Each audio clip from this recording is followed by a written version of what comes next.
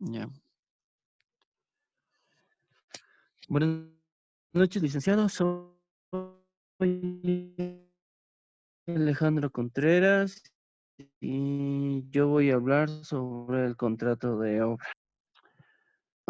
Como índice principal, vamos a hablar sobre el concepto y la definición, obligaciones del comitente y el contratista, modalidades del contrato de obra y de los vicios del contrato de obra. Como concepto, el contrato de obra ha sido llamado también como contrato de empresa, contrato de ejecución de obra o incluso contrato de industria. El contrato de obra se puede definir entonces como aquel en cuya virtud una persona llamada contratista se obliga a ejecutar una obra en beneficio de otra llamada comitente, por lo cual el comitente tendrá que pagar por ella un precio cierto.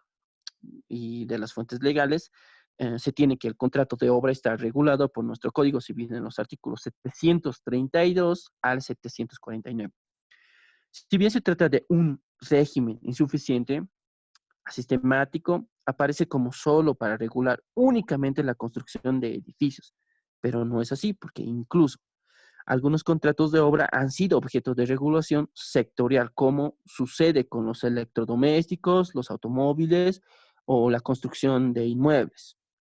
Para la definición, el contrato de obra, al, con, el contratista se compromete a realizar una obra determinada y el comitente se compromete a pagar un precio por su realización.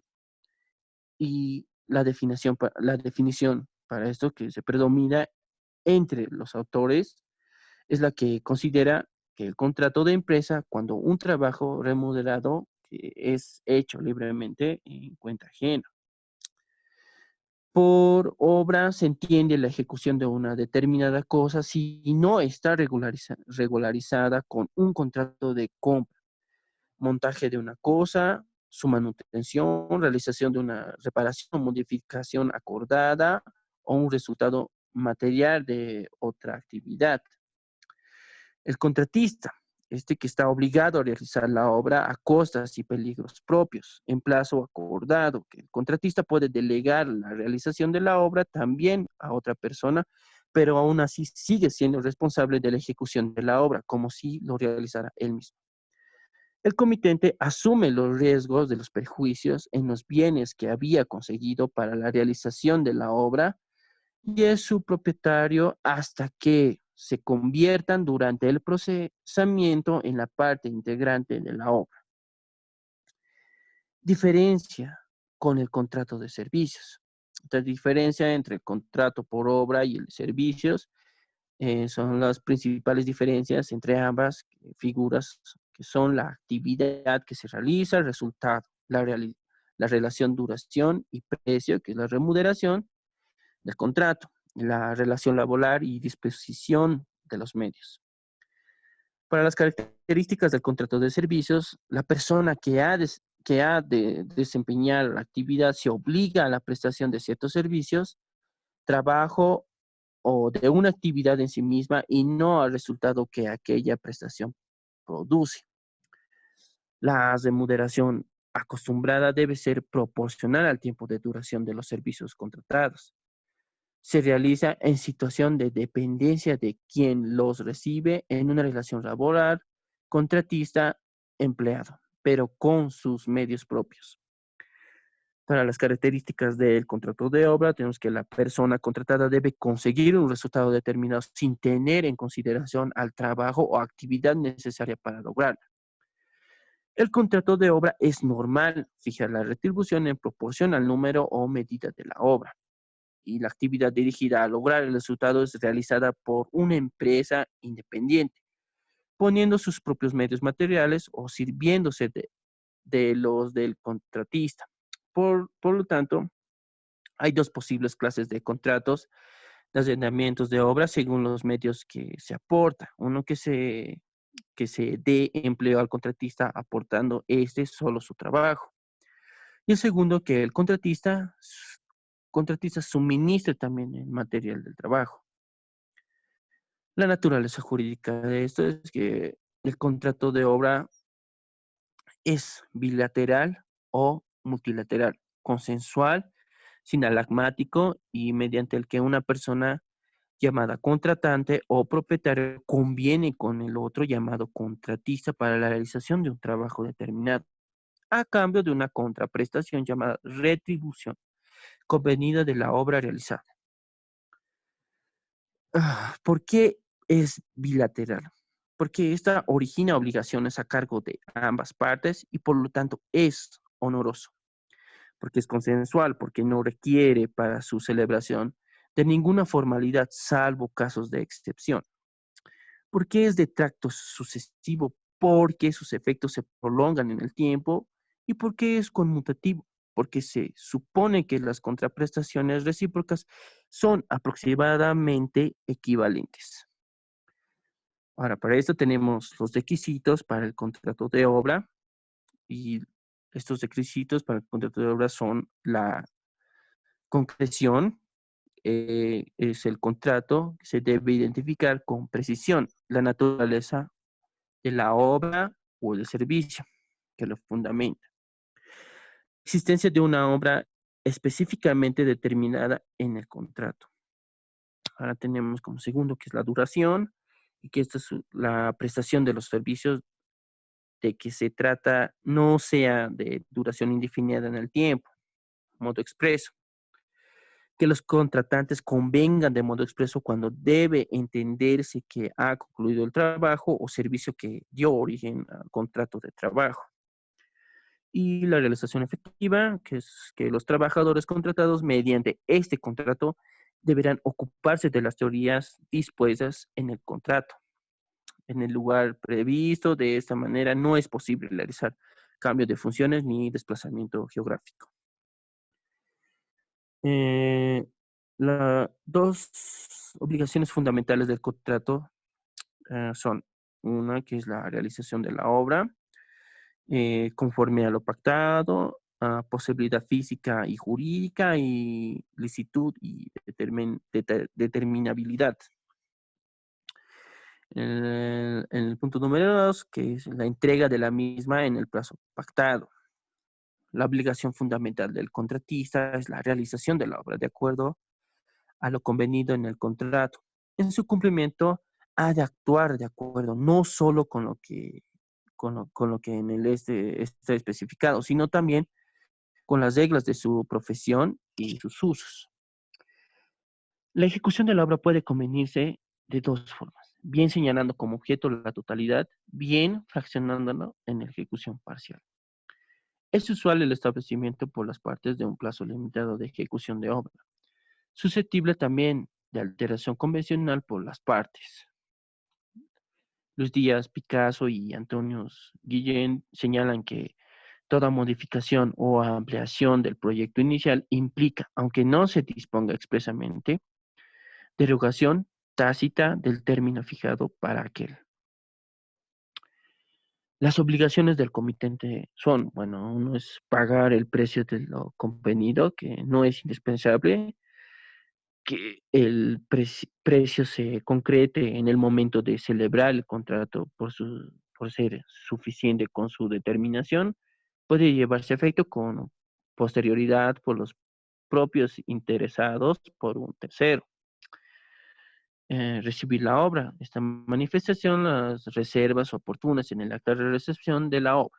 Esta obra de las obligaciones fundamentales del comitente paralela al contratista de entregar a la obra y que reduce de los principios generales en materia de pago. El deudor necesita de la cooperación del acreedor para liberarse de su obligación, pero el comitente solo está obligado a recibirla si es conforme a lo pactado.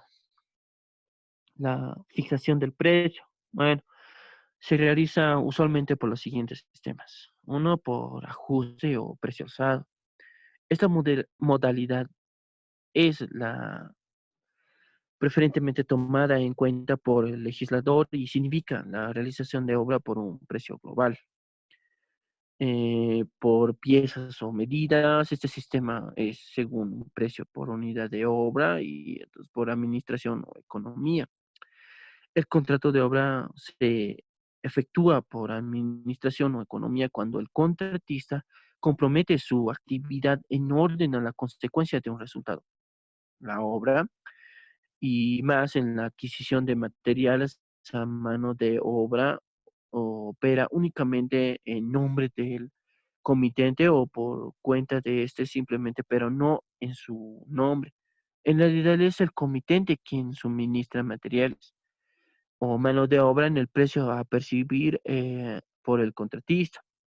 Suele precisarse preci- en un porcentaje sobre el costo real o bien en una cantidad fija.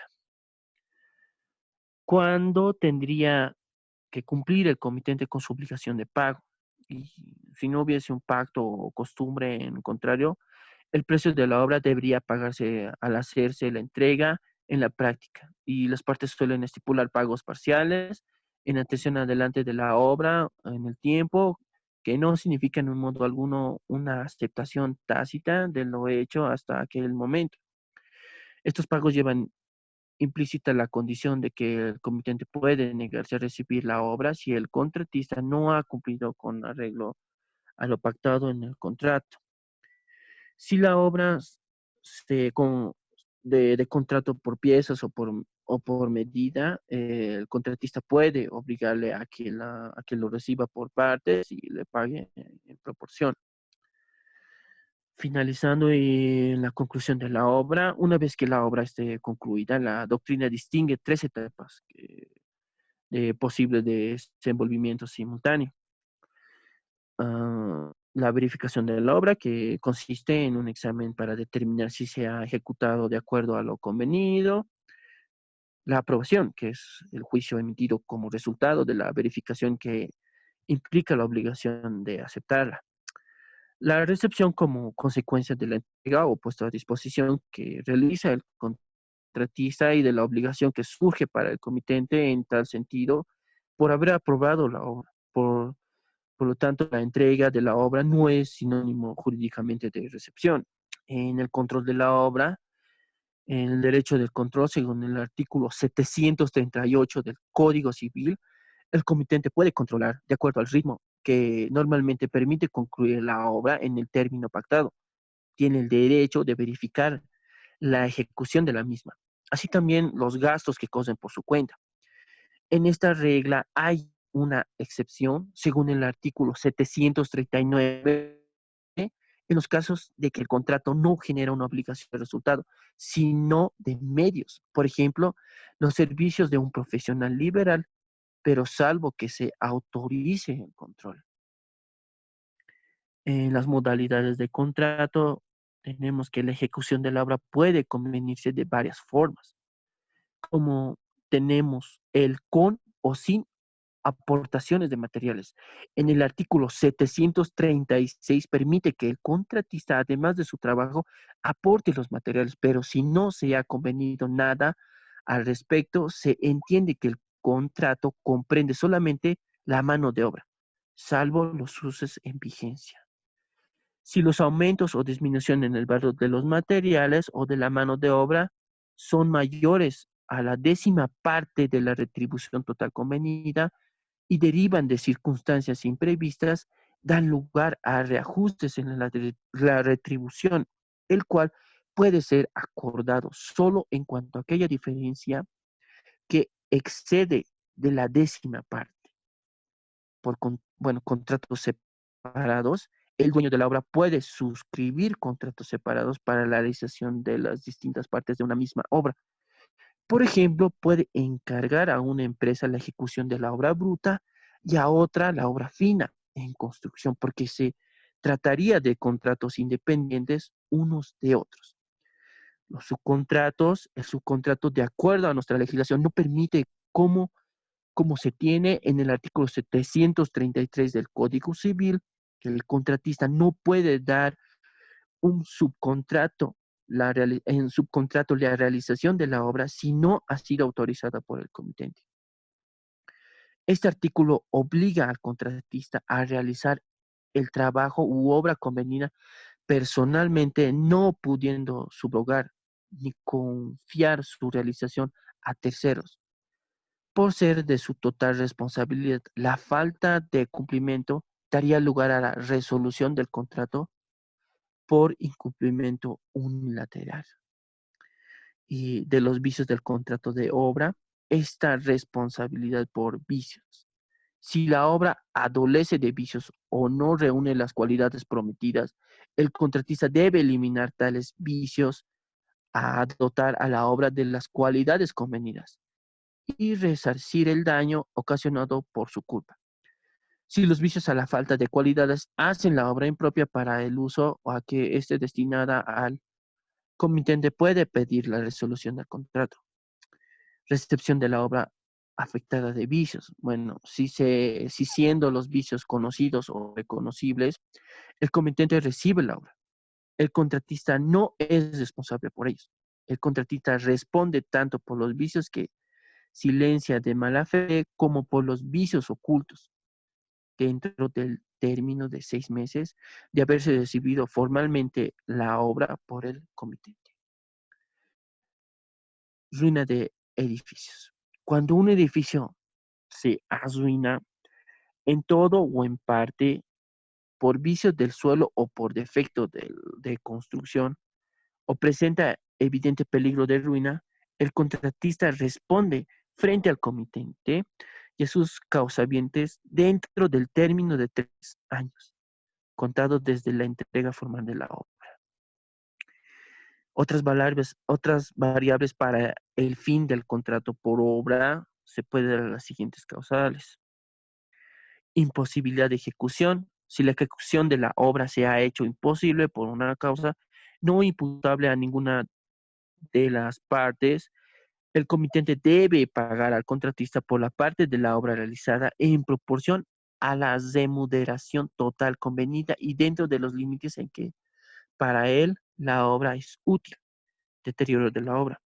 Si por causa no imputable a ninguna de las partes, la obra perece o se deteriora sin estar en hora, el comitente, la pérdida es a cargo del contratista cuando a éste ha proporcionado la materia.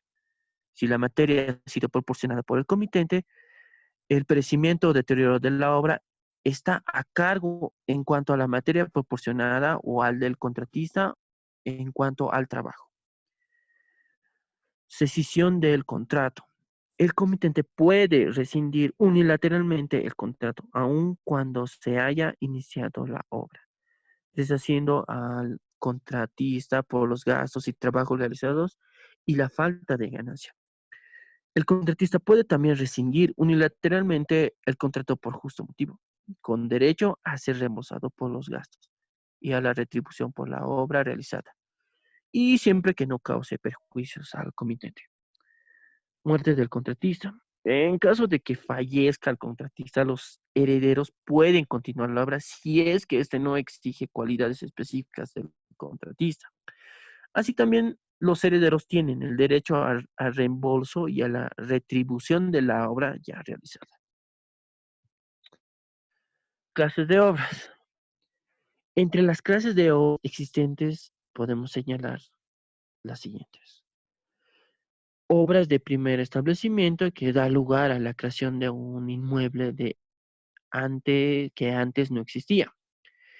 Obras de reforma. Esta se realiza sobre un inmueble ya existente y consiste en trabajos de ampliación, mejora, modernización, adaptación, adecuación o refuerzo. Obras de gran reparación. Son las dedicadas a reparar el daño de la estructura resistente del inmueble originados por accidentes o causas fortuitas. Obras de reparación son las encaminadas a reparar el daño de un inmueble provocado por accidentes o causa fortuita y que no afectan la estructura resistente. Obras de restauración son las destinadas a reparar un inmueble, conservando su estética, respetando su valor histórico y manteniendo su funcionalidad. Obras de rehabilitación tienen la misma naturaleza que las obras de restauración, salvo que no se mantiene la funcionalidad del inmueble, sino que se introduce otra nueva. Obras de conservación y mantenimiento.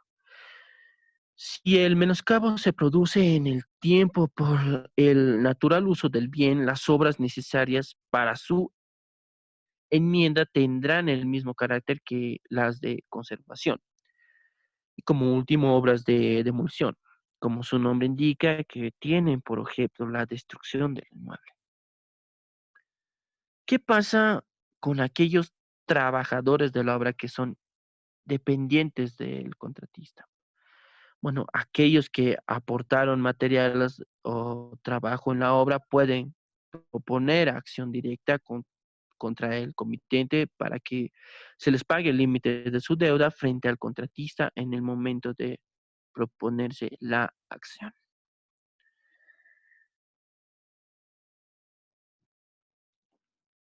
Bueno, eso sería.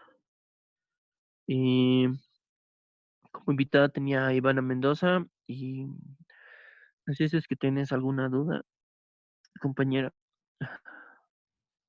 Sí, ¿qué control se ejerce sobre este tipo de contrato? El control, bueno,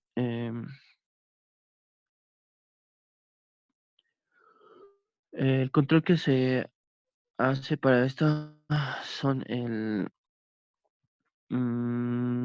bueno, son bueno, son la verificación de la obra, la apropiación y la recepción. ¿Tienes alguna otra pregunta? Sí, ¿cuáles vendrían a ser las obligaciones del comitente? Bueno, sería pagar el precio de lo convenido y el otro sería recibir la obra. Ok, gracias. Ya, muchas gracias, compañera, y eso sería todo, licenciado.